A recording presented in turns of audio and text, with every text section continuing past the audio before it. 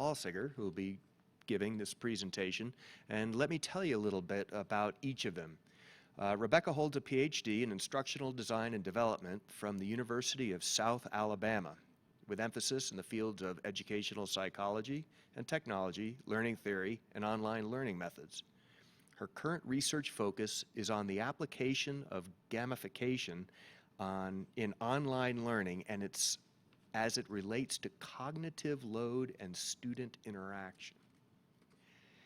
Now, Les earned his Juris Doctorate from Gonzaga University, graduating magna cum laude in 2004. Since then, he's been working for the last 11 years in higher education.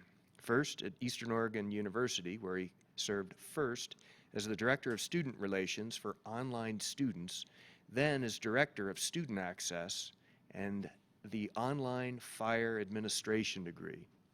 Since 2010, he's been the director for the Center for Teaching Learning Technologies at LCCC, where he has been working on building a team that has been improving online learning to include systematic course design and other cutting-edge processes. Les? Thanks. You ready? Where's the first slide? Clicker, just go. Okay. I'm going to be very brief today. We only have 30 minutes, and Dr. Reese, I want her to explain most of what we're talking about, but once upon a time at Laramie County Community College, we didn't have systematic course design. We had the Wild West model. The Wild West model was where everybody was doing their own course design. They were volunteers. There were people doing things. Some of them were great, some of them were not so great. And I had one instructional designer when I got hired there, who is a great person but did not have a degree in instructional design. She learned it on her own. She's now over here getting her PhD at University of Wyoming. So at this time, I'm going to turn it over to Rebecca and let her take it off. Thank you. How's everybody doing today? Whoop, whoop, I got one. All right. I like that. So as Les mentioned, one of the things that I hate podiums, I'm so short behind them. Hello. So one of the things that he mentioned is that there was a little variation in how courses were designed and how they were placed online or chosen to be placed online. And so what you typically found was an instructor or someone who was going to teach would select the learning resources, then produce the syllabus, then develop their lecture materials and multimedia, then develop the assessment. And what that is it centers around you. And as we've heard a lot of folks talk about today with the flipped learning is we should not focus on us. We should focus on the students. Where their learning is and how they learn is very important. And so what we need to do is we need to flip that in doing a backwards course design. And so Wiggins and McPhee, I believe is how it's pronounced, what backwards course design is it starts with the end, your desired results, and then you make the curriculum out of that. Then you go forward with it to design what's going to happen with the students. So the basic premise is that learning experiences should be planned with the end in mind. You should avoid planning useless learning activities. And so what I mean by useless is those ones where when you sit back and you look at what your competencies are and you look at your objectives and you go, now why was I doing that activity again? You know, it's one of those kind of take a step back moments, you know, and you want to humanize the experience. You want to make sure that whatever you're having them do is authentic. You don't want to have students performing some kind of activity or assessment that they can't then turn around and see the practical applications of the knowledge that and the skills that they will gain from that. And then you want to link to measurable outcomes. And I can't express how strong that needs to be. If you don't link to your outcomes, then your students might be showing competence, but they might not be showing competence in what you expect them to be showing competency in. That makes sense? There's a lot of competences, isn't that? Okay. So when you link to the outcomes, when you link to the competencies, whichever method you like to call it, then you know that what you're teaching the students is in line with what you're expecting them to be able to do at the end. and they're going to be able to show that they can perform at whatever level you've established. So the backwards course design obviously is student-centered. You develop your outcomes or your competencies, then your learning objectives, then you design your assessments, and then develop the learning resources and activities. The reason that you would develop your assessments before your learning resources and activities is because, again, you're getting at what do I want them to show? What do I want them to know? And how are they going to show that? Is that assessment going to be a practical hands-on scenario where they have to work maybe in a case study situation and it's a role play with another couple of students? And so is that going to be the assessment? Or is the assessment still going to be pen and paper and pencil, and maybe it's working through mathematical equations of some kind to where they have to show the end result of what that would be? But then again, like I said, it has to be authentic. It has to reach a purpose. So this is also by Wiggins and McPhee. What you do is you establish curricular priorities. So the very first one is what's worth being familiar with. What's that information that's just kind of nebulous and out there that we all kind of know? We all kind of understand football, right? Then you want to look at more dialed down is what's important to know and understand. So if I'm going to be a referee for football, I need to know a little bit more concise information about that actual subject. And then the enduring and understanding, that's information that I'm going to remember when I forget. This is the stuff in long-term memory that has processed through short-term, and I know it because I know it. I know when I see a car in front of me, I know how to drive it because I've done it and I know it, and that's the enduring understanding. So the process basically is identify your desired results. So these would be your outcomes, your competencies. Most important is to remember that a lot of institutions have an institutional competency, and then there's program competencies. So you have to make sure that those meet with each other. Not that they drive each other, but that they are complementary. So whatever you're needing to reach on the institutional level is the larger overarching competency, whereas the program's a little bit more dialed down, and then the course competency is even more dialed down. And then from there, you write your learning objectives, which are basically, I call them baby steps. They're the steps, they're the integral pieces to get to that overall competency, to show that you're competent. Then you determine what's acceptable evidence. How am I going to know? So again, Wiggins and McPhee explained or identified 6 basic facets of understanding. If a student can explain, interpret, apply, if they have perspective, can empathize, or have self-knowledge, then that's showing understanding. They can do them in combination rather than singularly, because then you can show more clearly that that knowledge is deeper, it's that the information has been learned deeper and processed further. Then you want to consider your range of assessment, informal and formal.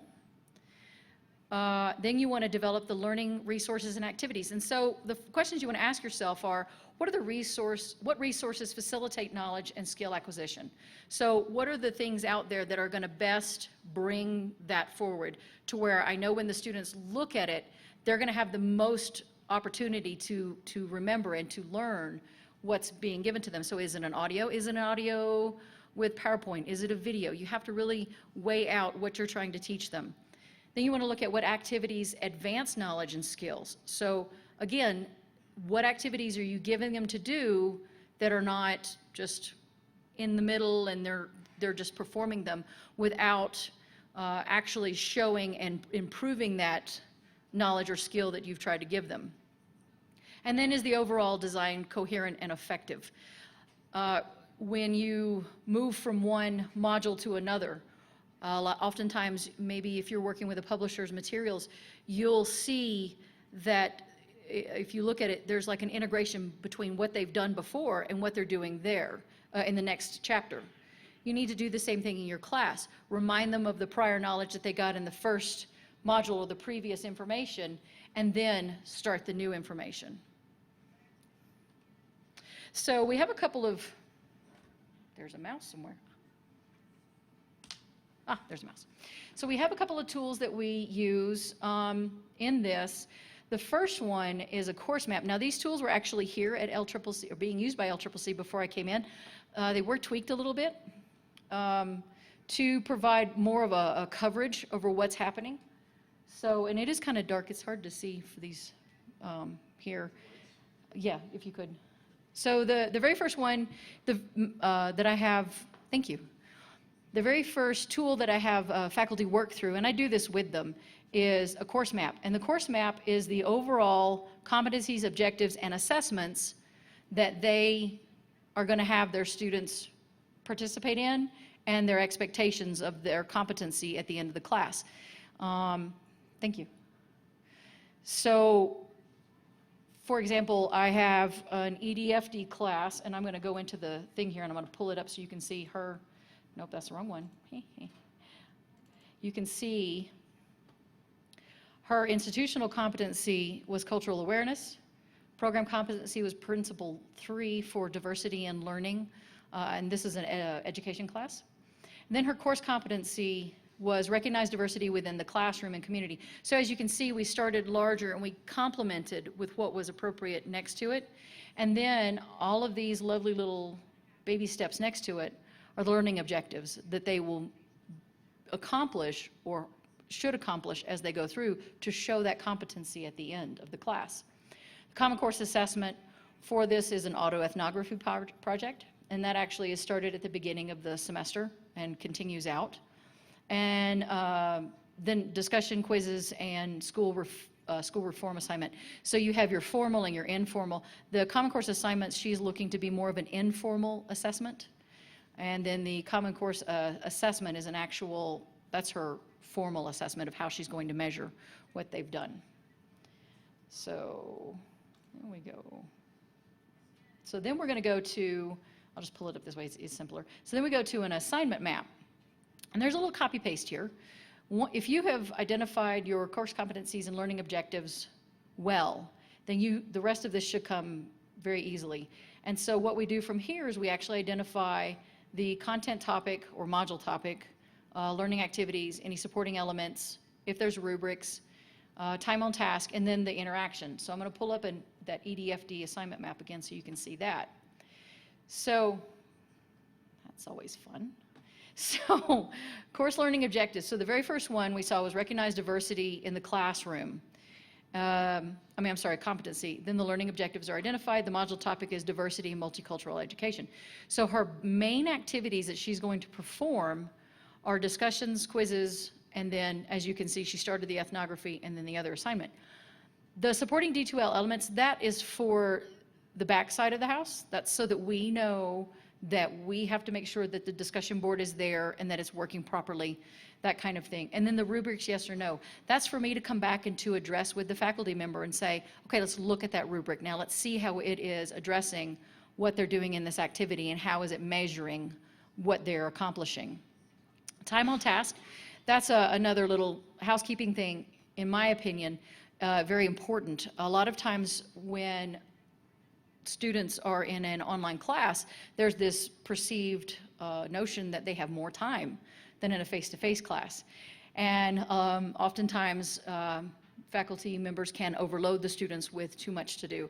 I had an undergraduate class about a year ago that I worked with a faculty member. She was giving these students in a 1,000 level class 40 hours a week of reading, 2 discussions where they had to post to 3 different individuals, as well as they had to post to themselves the original post, and they had a quiz and they had a writing assignment. And of course, we had to have a conversation, you know, in 1 week. That was just a little too much to ask for the students. And so we changed how that was delivered a little bit, and she didn't lose any of the quality of the class. We just took this and we identified, you know, what are the actual essential things that they need to do and perform to show you that they are competent in what they're doing. So that was really nice. And then also too, for me, back of the house, I like to see what the interactions are. We talk about online students as well, and a lot of times they're sitting in front of a box and the box talks to them in text. And that's not really interacting, that's not creating that wonderful dynamic environment that we would like to have, just by putting a discussion up. So what I do is I have my faculty members that work with me, we identify what kinds of interactions they're having. So stu to stu is student to student. You have student to instructor, student to community for when they're going out in the community and doing activities. Student to media, that's when they're maybe watching a video. Student to instructor, things like that. So that way I'm getting an idea of what kind of interaction they're having. Is it just with the computer and the box in front of them? Or is the instructor giving them opportunity to talk with each other and with the faculty member themselves? So those are two primary tools that we use. There's also a really nice book chapter that's out available, and maybe it will come up, maybe it won't. That if anybody would like, I will send you this presentation. And Spinning Ball of Death. I love Spinning Ball of Death. It's my favorite. Yes. So we're going to just do that for a second. Let me go here. Let's see if it will open up this way. No, it's not going to because I'm not even. Oh. Well, we'll skip it for now. If you would like, I will send you. Oh, not now. We don't want to register this product right now. This is the chapter, and in the chapter, they will actually walk you through the process of backwards course design that they have developed. They will give you some little tools to where you can do it yourself. They have different little diagrams and forms that you can use to put your own information in and then generate what's on the backside for you. As you can see, it's pretty informative, and it's got a lot of information there. So I'll be more than happy to send that to anyone if you would like it. And this is my contact information and Les's contact information. So there you go. We have any questions?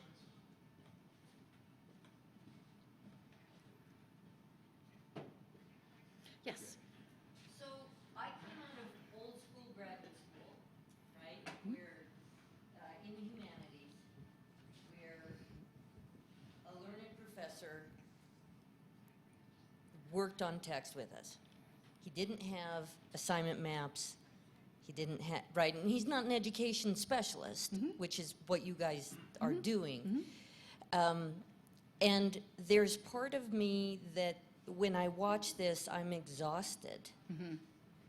And there's part of me that thinks, any of us will just do what we can do, so it's not like you're, but that trying to walk a line between knowing that I can have meaningful interactions with students where this strikes me as it's got so much management speak in it to me about an objective, and here's the assessment, and then I could, that there's part of me resistant to it. At the same time, I think, like with your example, you helped somebody be a better instructor by being able to articulate and differentiate all the fuzzy stuff we just think of as teaching and learning, right?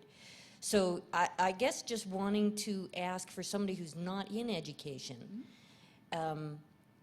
how the designing backwards, and I've been trying this for like 3 years, right? I have been working towards it, but I still get that sense of being overwhelmed and being asked to jump through a set of hoops that I'm not sure yet get me there. Okay. Yeah. No, I wish I had had a couple of the faculty members who've worked with me that could be here to say to you that when we work side by side, it is a very painless process. And I do understand your anxiety because they had it as well. But the main premise behind it is making sure that what your students can do at the end is what you expected them to do, and that you can show that when you are asked. So, most common example, of course, would be nursing. Nursing has accreditation, and for them, they can take these, pull them out and say, here's our classes. These are our competencies, and these are the objectives of how they get there, and this is how we assess them. And it's the same thing when it comes to other classes or other subjects. You know, you're basically doing the same thing. You're just saying, you know, I know that what I'm teaching them is good, but now I'm going to work to identify that this is what I meant to teach them, basically. That I didn't lose anybody in it, I didn't lose any information in it, or maybe I need to add more to it to make sure that it is robust enough. Maybe there's a section that's not robust enough. So like for the example, the EDFD 2020 class, the ethnography project, she had that, and it was one of those that she just kind of did, but she didn't realize how much more robust of an assessment it could be for her, you know, her education students to show, you know, where they are, what they're doing, and then provide for her basically a portfolio of their competency, and she felt more comfortable with this last batch sending them out to go to their practicum, which was next, you know, and saying, I know that my students can do this because they've shown me here, and I've identified exactly what they need to do. So it is one of those things that, you know, if you're not familiar with it, it does take a minute to kind of get used to it, in the sense of, you know, what's an outcome, what's a competency, and are you really telling me what I have to do? And I'm not telling you what to do by any stretch of the imagination. I'm just trying to help you identify, is what you're doing exactly what the students are getting on the other end? Does that make sense? Okay. Yes.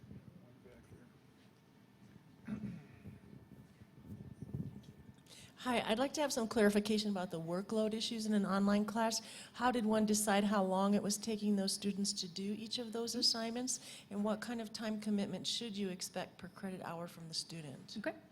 So one of the conversations that we had for that particular class, and it was a psychology class, was we sat down and first of all, she estimated the approximate time that she expected the students to be actually needing to take to get that information into them, whether it be the reading or taking a test or whatever. And then what we did was we actually polled the students and we said, what is the actual time? How long are you spending reading for this class? How long are you spending taking this exam? Even though it's a open book, open time exam, how long does it really take you? And of course, you know, we have the information through the LMS, and that tells us, you know, how long they've been in there and that kind of thing as well. So it was more of a dialogue that we sat down and we said, okay, this is what we're seeing that they're actually spending in time. And now let's look at another class that was a comparative class. And so what we did basically is we just looked to see, you know, what was the success rate of the students in that class, what was the time that they were spending in there, and then it was, for her, it was one of those, you know, aha moments of, you know, this is really more what I expect graduate students to do, and she knew that herself.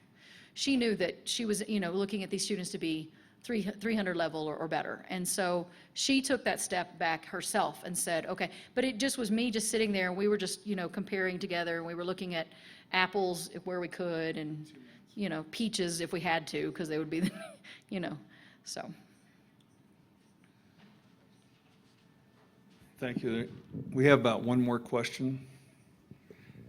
Okay, normally this is a 55-minute presentation. I would have a little more to say about the managerial part. We went from the model I described, and that actually was horrifying me, but at the same time it gave us a great opportunity to move to something like this. And two of my best hires are here in the room today, Laura and Rebecca, who are part of our team, and we're able to take that, and the team worked on this design and was able to put that out to faculty. We do workshops regularly. Dr. Kocheri, our other instructional designer, he's back running everything today, has a workshop in backwards course design, and we've offered to come over here and work with Outreach School and offer some of our seminars and have them come over here. We're thinking about trading back and forth, so maybe you'll have that opportunity. So thank you very much for your time today, and we had the support from Dr. Fierro on high to be able to get the funds to do this, so thank you very much.